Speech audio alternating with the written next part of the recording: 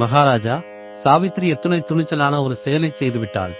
அவனது பெற்றோர் எப்போதும் உண்மையையே பேசி வந்தனர். அதனாலேயே அவர்கள் அவனை சத்தியவான் என்று அழைத்தனர். சிறுவயது முதலே அவனுக்கு குதிரைகளை காண்பதில் மிகுந்த விருப்பம் இருந்தது. அவன் களிமண்ணால் குதிரைகளை செய்து வைத்துக் கொள்வான். குதிரைகளின் ஓவியங்களையும் வரைவான். அதனாலேயே அவன் சித்ராஸ்வன் என்றும் அழைக்கப்படுகிறான்.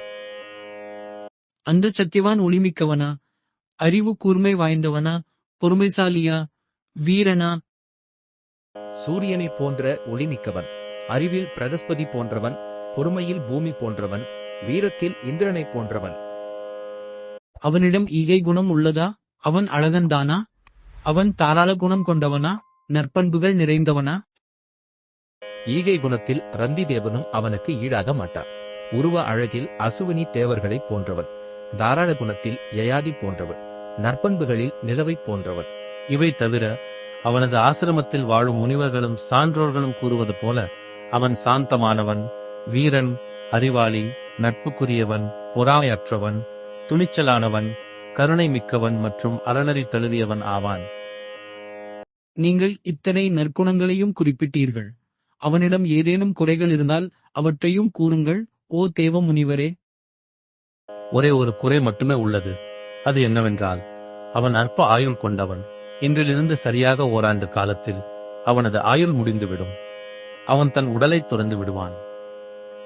ஐயோ, இது என்ன விசித்திரமான விதி! சாவித்ரி, இந்த குறை ஒன்றே அவனது மற்ற அனைத்து நற்குணங்களையும் மூழ்கடித்து விட்டது. நீ செல், வேறொருவனை தேடிக்கொள், என் மகளே. தந்தையே, நான் ஒருவனை என் கணவனாக வரித்துக் கொண்டேன்.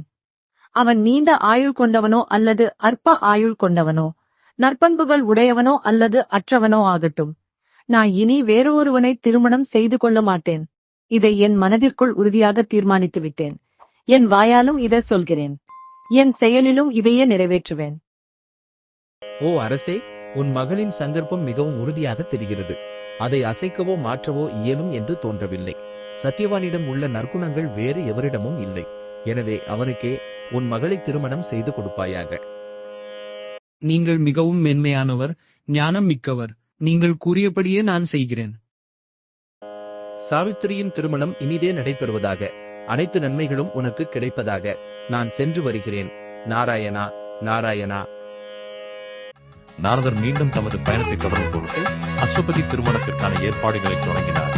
பின்னர் ஒரு சுபநாளில் முதிய அந்தணர்கள், ரித்விக்குகள் மற்றும் புரோகிதர்களை துணையாக அழைத்துக் கொண்டு தமது மகளுடன் தியுமச்சேனரின் ஆசிரமத்தை நோக்கி புறப்பட்டார்.